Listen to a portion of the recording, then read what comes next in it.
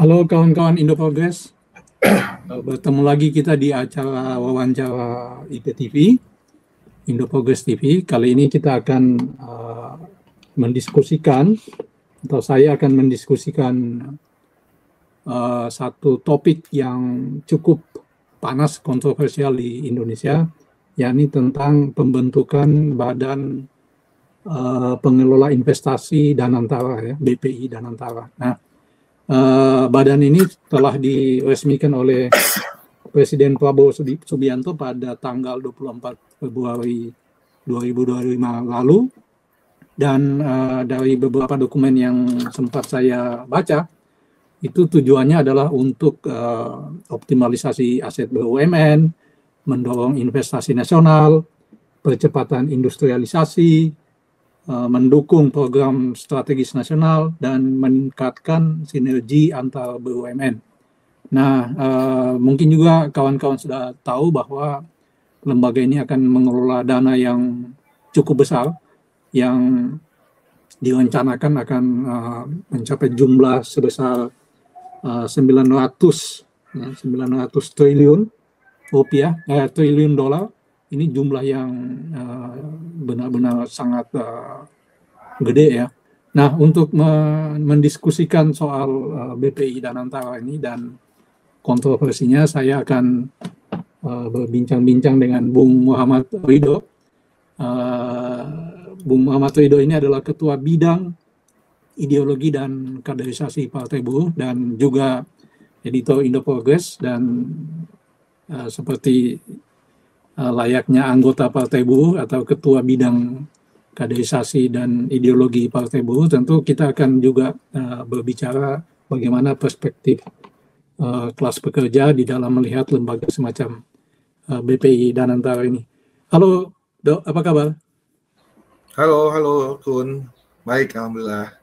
Ya, ada. Katanya lagi sakit ya? Atau sudah sembuh? Iya, nih kemarin nih, batuk-batuk ini. Oke, mungkin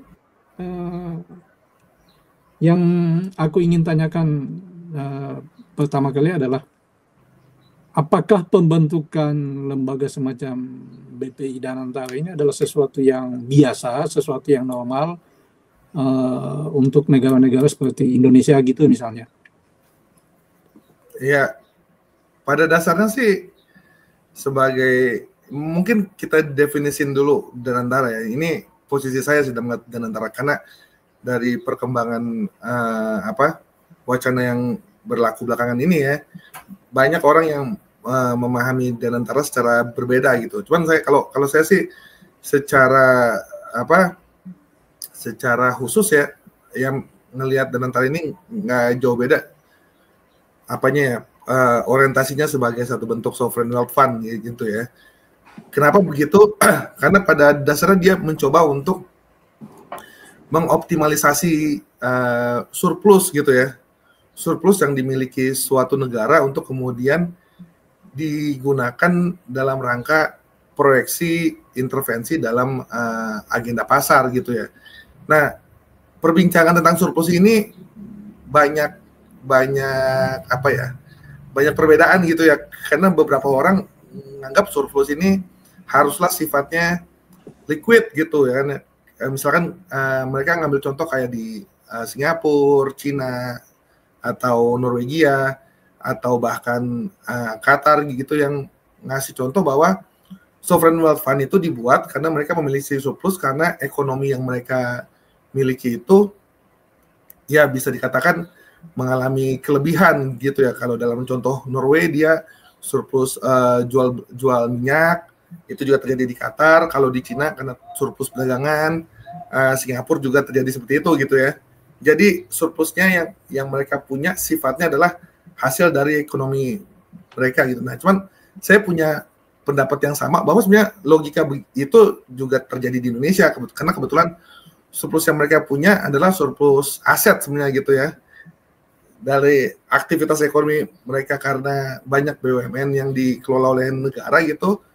Sedikit banyak mereka berhasil mengembangkan skala ekonominya dan akhirnya memiliki banyak aset, dan itu yang dipakai sebagai dasar pembentukan sovereign wealth fund ini. Jadi bagi saya sih ya logikanya masih dapat lah terkait sama Danantara sebagai sovereign wealth fund. Nah, kemudian kembali ke pertanyaan awalnya mengenai apakah lumrah? Ini sangat lumrah sekali gitu, karena salah satu yang dihadapi oleh negara di tengah integrasi ekonomi global yang semakin kuat, lalu kemudian dinamika ekonomi yang juga semakin rentan, tidak stabil dan lain-lain. Banyak negara yang akhirnya memutuskan perlu ada upaya untuk bisa menggunakan ketidakpastian ekonomi ini untuk bisa mendapatkan sesuatu gitu ya. Makanya skema yang kemudian mereka lakukan adalah mencoba konsolidasi apapun surplus ekonomi yang mereka hasilkan untuk kemudian bisa direinvestasikan ke hal-hal lain yang kemudian bisa memunculkan keuntungan bagi negara itu sendiri gitu. Nah, bedanya kemudian adalah skema ini dilakukan oleh negara gitu ya. Negara yang kemudian menjadi aktor utama dalam upaya menginvestasikan apa yang mereka punya sekarang gitu, supaya apa yang mereka miliki itu tidak mengalami, bisa dikatakan stagnan, tidak mengalami pertumbuhan. Dan dalam konteks Indonesia, salah satu tantangannya tentang bagaimana menciptakan keuntungan ekonomi tambahan di tengah situasi ekonomi yang semakin tidak menentu seperti sekarang gitu, karena faktor geopolitik, karena faktor krisis yang belum pulih, faktor demografi, pandemi dan lain-lain. Itu akhirnya sepertinya ada faktor struktural yang akhirnya memaksa pemerintah dan dalam hal ini negara melakukan pengelolaan agenda ekonomi melalui Danantara ini, Skun. Nah, pertanyaan selanjutnya adalah apakah pemerintah Indonesia punya kemampuan untuk mengintervensi pasar dan kemudian mengembangkan usaha-usaha bisnis yang bisa mendorong pertumbuhan ekonomi, karena diproyeksikan bahwa dalam 5 tahun ke depan pertumbuhan ekonomi itu akan mencapai 8,5%, sementara yang sekarang ini hanya ada di sekitar 5,2% gitu. Ya, ini juga ini juga tantangan juga ya, karena problem terbesar dari Danantara ini kan dia basisnya cuman aset ya gitu, aset yang berbeda dengan apa yang terjadi dengan model sovereign wealth fund yang ada di negara lain gitu ya. Dia belum tentu bisa dicairkan gitu ya. Jadi yang paling mungkin dilakukan oleh pengelola Danantara adalah membuat surat utang dengan berbasiskan aset yang mereka miliki gitu ya, yang kemudian mereka bisa lempar ke pasar, yang kemudian dari sana pasar akan meresponnya dengan membeli surat utang, dan akhirnya Danantara punya cash liquid gitu yang kemudian dipakai untuk bisa berinvestasi ke banyak hal tergantung dengan kebutuhan Danantara itu sendiri gitu. Nah, dalam hal ini memang ya banyak kontroversi gitu, karena beberapa kalangan pesimistis gitu dalam melihat skema ini, karena problemnya adalah aset-aset BUMN yang dipegang oleh Danantara sekarang dianggap nggak cukup bisa menciptakan istilah mereka tuh trust gitu ya, karena ini kan aset BUMN gitu, dan mereka semua tahu gitu, kita semua tahu gitu bagaimana BUMN dikelola oleh negara ini gitu. Ada kasus korupsi, kegagalan tata kelola dan lain-lain, dan itu tentu membuat pertanyaan gitu ketika akhirnya membuat skema obligasi, skema surat utang, surat berharga dan lain-lain. Apakah pasar akan merespon dengan membeli surat utang itu gitu? Itu yang pada hulunya ya. Dan jika pun sudah berhasil bahwa surat utang itu kemudian bisa membuahkan cash liquid ya, belum tentu juga proyeksi mereka untuk menginvestasi ke hal-hal yang dianggap penting oleh lembaga investasi Danantara ini bisa membuahkan return yang diharapkan gitu loh. Jadi apa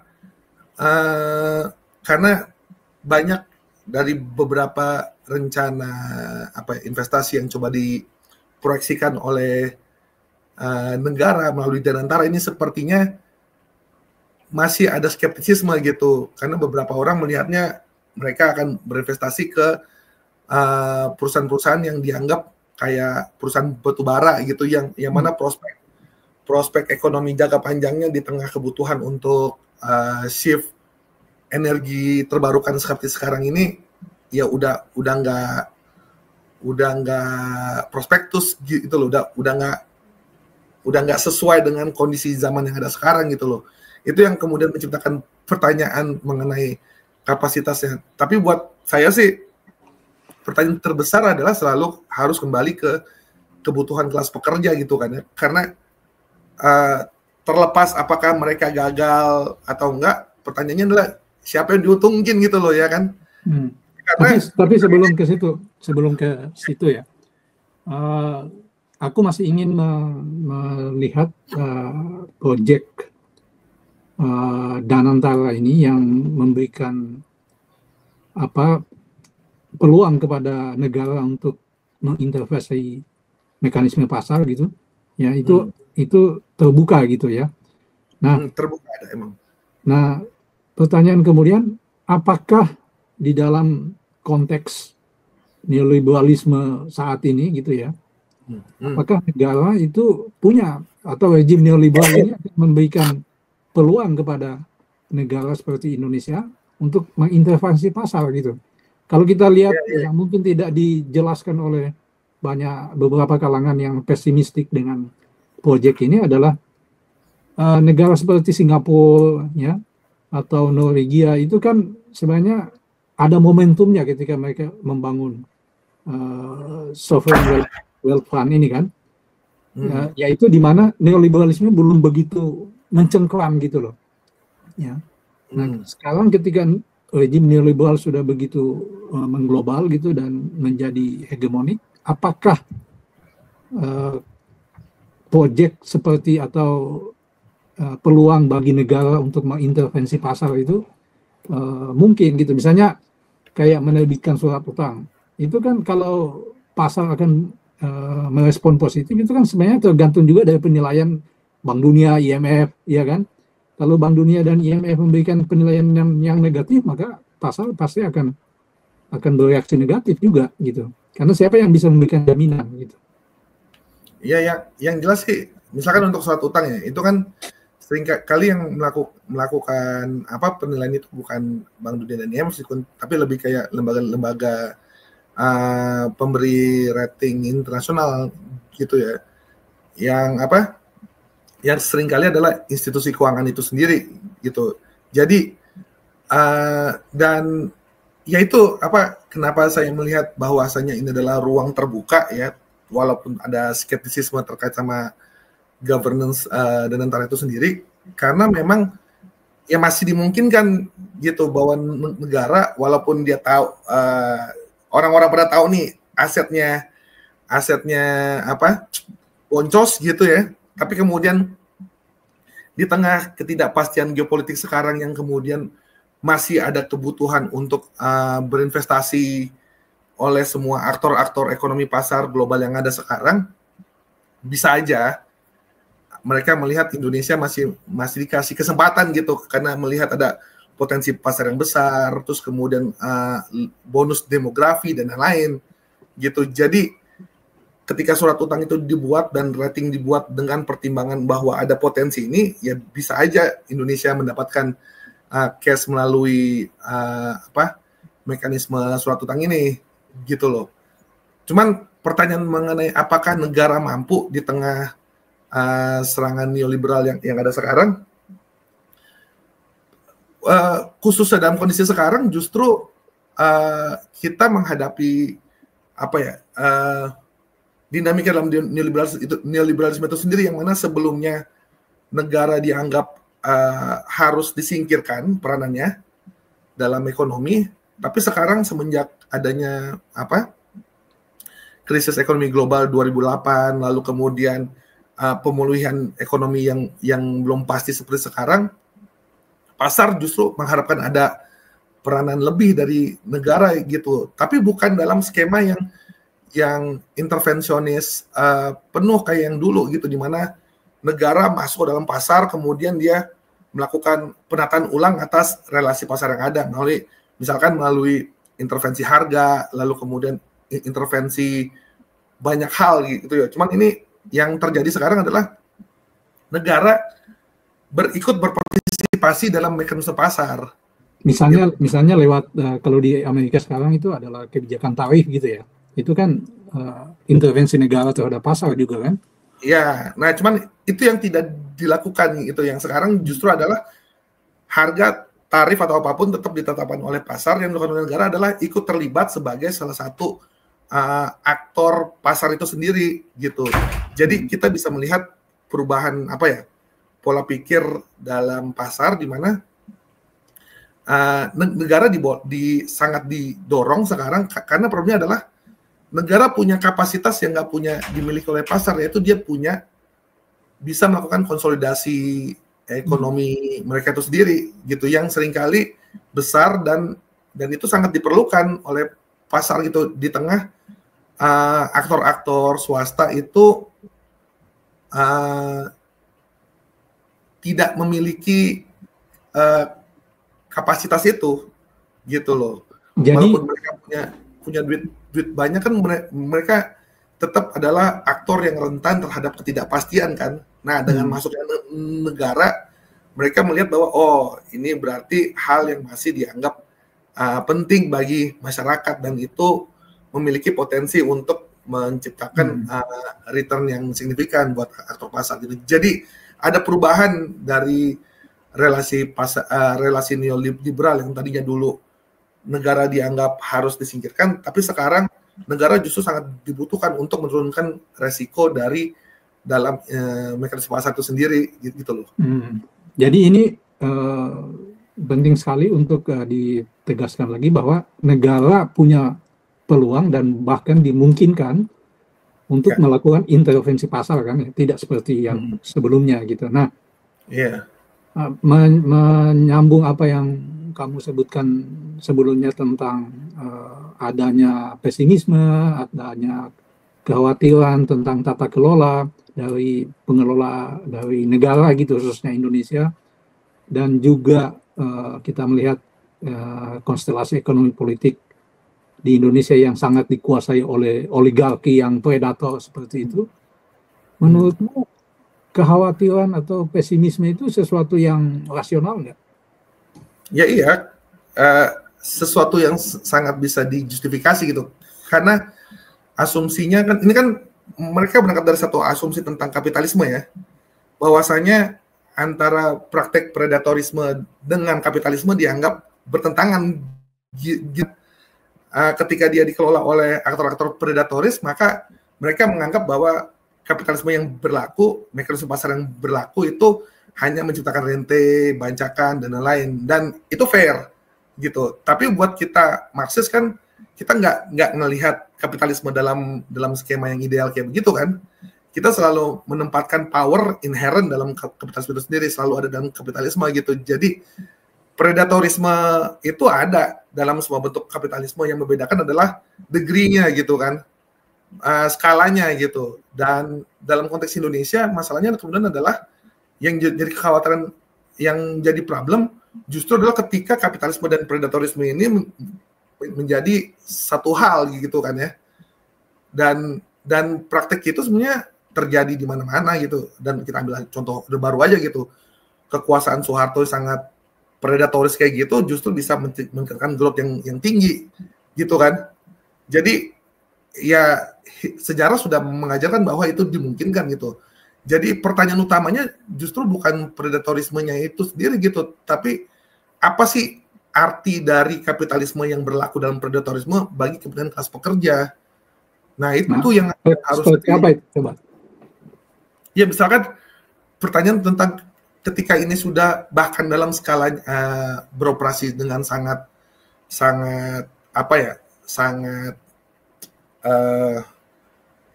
normal ya. Mereka bisa, yang seperti saya bilang tadi, mereka bisa dapat duit dari dari dari pasar, lalu kemudian bisa menggunakan cash itu untuk hal-hal investasi mereka, yang digunakan kan semuanya untuk mendorong ekspansi kapital aja kan, karena nggak ada representasi kelas pekerja dalam skema Danantara ini, ya, gitu loh. Jadi memang itu juga pertanyaan, who's benefit from this game? Ya, memang aku melihat bahwa kritik yang tadi itu, yang kamu bilang fair itu, terhadap kemungkinan proyek yang mengelola dana yang sangat besar ini hanya akan menjadi bancakan atau hanya akan digunakan untuk kepentingan oligarki, itu walaupun kritiknya fair, tapi sebenarnya itu jalan buntu juga gitu loh, ya. Oke, kalau kita khawatir dengan itu, terus apa solusinya gitu kan? Nah, jalan keluarnya apa? Apakah akan terus seperti saat ini gitu, atau malah menjadi semakin terbuka, semakin kapitalis, semakin gila-gilaan membuka pasar domestik gitu, yang juga sudah kita ketahui itu sudah berlangsung lama tapi juga tidak memberikan banyak manfaat gitu terhadap kepentingan kelas pekerja dan rakyat miskin yang lebih luas. Maka sebenarnya yang aku ingin kamu bisa elaborasi adalah bagaimana kita keluar dari jalan buntu ini gitu. Ya, walaupun kritiknya fair, valid, kekhawatirannya bisa dijustifikasi, tapi bagaimana supaya kita nggak buntu gitu loh, nggak keluar, karena ada kesempatan negara bisa mengintervensi pasar dengan dana yang begitu besar gitu. Ya, paling mungkin sih ya di tengah kondisi sekarang yang ada gitu ya, kita perlu mewacanakan Danantara ini sebagai institusi publik gitu ya, bahwasanya dia adalah tools negara yang mana dalam negara itu haruslah membawa representasi kepentingan dari kelompok-kelompok sosial yang dianggap termarginalkan, teropresi gitu. Jangan kita wacanakan Danantara hanya sebagai satu institusi yang sifatnya teknikal ekonomi negara dalam rangka mengintervensi pasar gitu. Nah, kalau kayak begitu kan berarti yang dibutuhkan adalah percakapan tentang Danantara ini jangan digeser ke urusan hanya problem hukum, ekonomi, administrasi gitu, tapi harus mulai digeser ke percakapan tentang ini adalah instrumen yang terkait dengan kepentingan kita kelas pekerja, karena pada dasarnya 14.000 triliun aset yang dimiliki yang kemudian menjadi underlying asetnya Danantara untuk dikelola itu kan pada dasarnya aset BUMN gitu, dan BUMN adalah lembaga ekonomi yang memiliki negara yang dia merupakan bagian dari kepentingan publik gitu kan. Jadi dari sana dulu kita berbicara, baru kemudian kita bisa ngomongin tentang governance, pengelolaan dan lain-lain tentang Danantara itu sendiri gitu. Jadi berarti harus ada ini ya, Dok.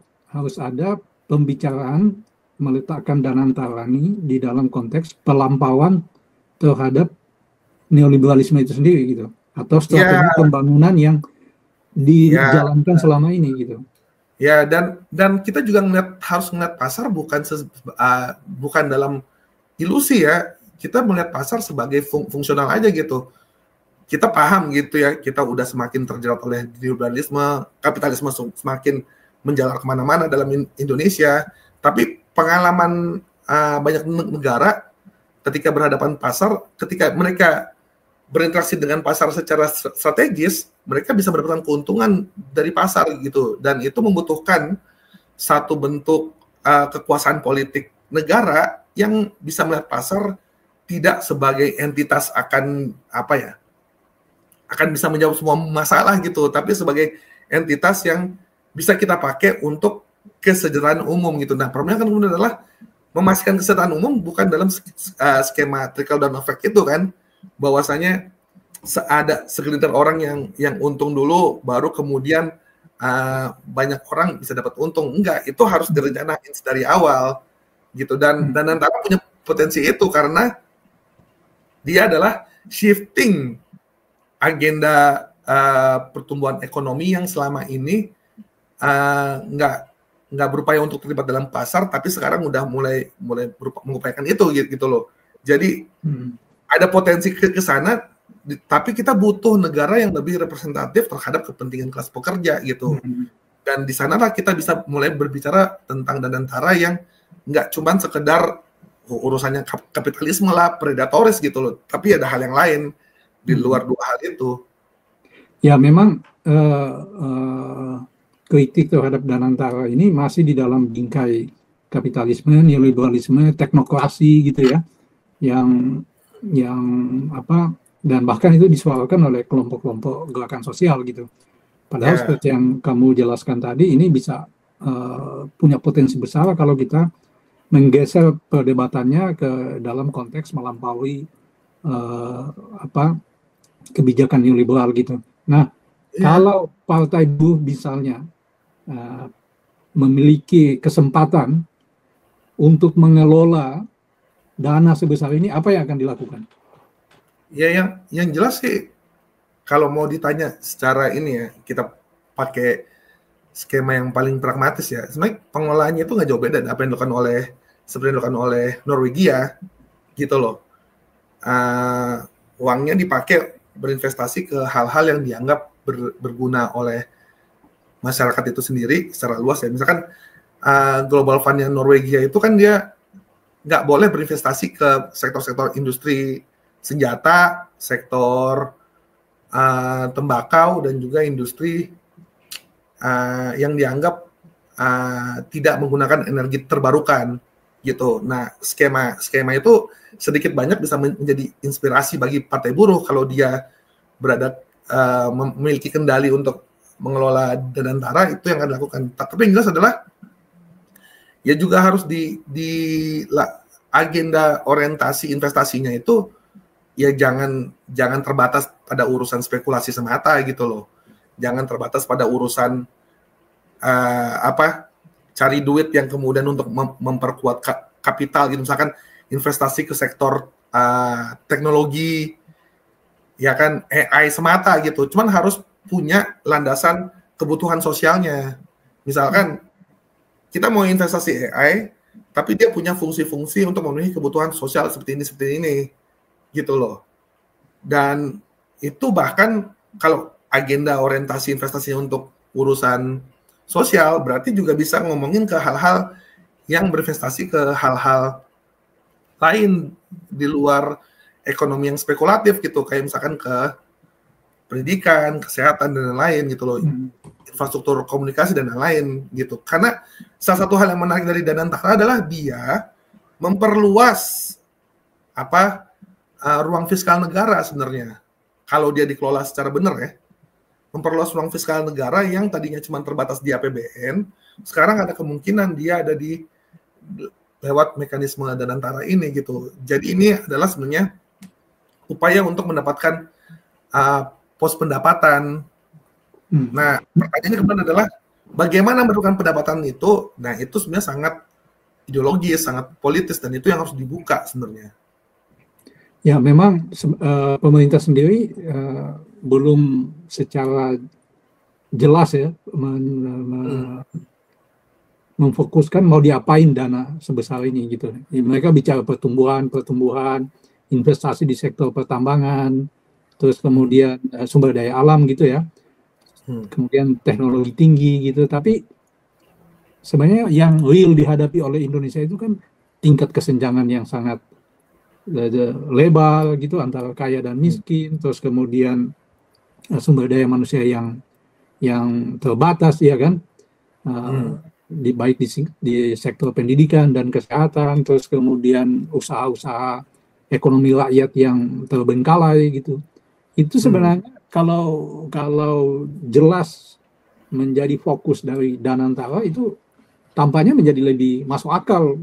Dan kritik itu menjadi sesuatu yang ya udah nggak apa-apa, kritik itu sebagai masukan saja, tapi fokus jalan terus gitu. Iya, ya itu karena problemnya adalah kita menghadapi kenyataan bahwa formasi kelas berkuasa kita ya cuma pengen nyolong doang gitu loh ya kan. jadinya nggak heran ketika kita melihat pada bagaimana skema pengelolaan yang ada sekarang dengan formasi pengurus Danantara itu ya isinya orang-orang yang cuma pengen dapat rente aja gitu, dan kritik itu sangat masuk akal dan sangat realistis gitu kan. Cuman kita juga perlu melihat Danantara dalam itu menurut saya gitu. Ketika kita melihatnya dalam kepentingan kelas pekerja, ya ada sesuatu yang bisa berguna bagi kelas pekerja ini gitu, selama kita melihatnya secara lebih strategis sesuai dengan kepentingan kelas pekerja itu sendiri. Nah, problemnya kemudian adalah kelas pekerja kan cukup asing gitu ya, ketika ngomongin institusi seperti Danantara ini ya, dan itu menjadi masalah utama gitu mengenai pada bagaimana kelas pekerja harus melibatkan diri dalam wacana seperti Danantara ini gitu. Nah, menjadi penting kemudian aspek apa ya, elemen-elemen progresif yang ada di Indonesia yang udah punya perspektif kelas pekerja untuk menyuarakan secara lebih luas perihal Danantara ini sebagai kepentingan publik luas gitu, bukan lagi sekedar urusan negara berupaya urusan kelas berkuasa dalam negara gitu untuk sekedar bancak-bancakan sumber daya aja yang kebetulan tersedia di dalam struktur pasar yang ada gitu loh. Itu yang harus sebenarnya kita mulai dorong sebenarnya gitu terkait dengan Danantara ini. Ya, Dok, kayaknya kita sudah harus akhiri percakapan ini. Nah, yang terakhir mungkin apa yang bisa kamu sampaikan terkait dengan Danantara ini kepada kawan-kawan gerakan sosial yang progresif dan kelas pekerja dan juga rakyat miskin yang lebih luas, sikap apa yang sebaiknya diambil untuk merespon lembaga semacam Danantara ini? Ya kalau menurut saya sih ya ini kelas pekerja harus lebih meningkatkan kualitas pengetahuannya gitu terkait sama sistem ekonomi yang ada gitu, karena semakin ke sini apa ya, dinamika ekonomi akan semakin kompleks gitu ya, dan itu membutuhkan cara pandang yang kompleks juga gitu, dan kita kelas pekerja yang mana pasti terimbas dengan perkembangan ini memerlukan alat pengetahuan gitu loh, supaya bisa memahami situasi yang ada gitu. Dan kebetulan dengan momen Danantara ini menjadi kesempatan kita semua untuk mulai bersama-sama membicarakan isu ini, jangan diserahkan ke kalangan praktisi hukum, ekonom dan lain-lain, tapi kita semua ini harus mulai berbicara terkait Danantara, karena implikasi dari Danantara nanti sudah pasti akan dirasakan oleh kelas pekerja secara luas, karena seperti saya bilang tadi, ini adalah skema negara untuk bisa mendorong pertumbuhan ekonomi. Kalau berhasil, tentu implikasinya kita diuntungkan gitu ya. Tapi kalau nggak berhasil, kita juga boncos gitu loh. Jadi itu yang harus menjadi perhatian kita semua terkait bagaimana kita perlu melihat Danantara. Ya, demikianlah kawan-kawan perbincangan saya dengan Muhammad Rida, Ketua Bidang Ideologi dan Kaderisasi Partai Buruh. Makasih banyak, Dok. Sampai jumpa lagi. Oke, Bye. sama-sama, Bye.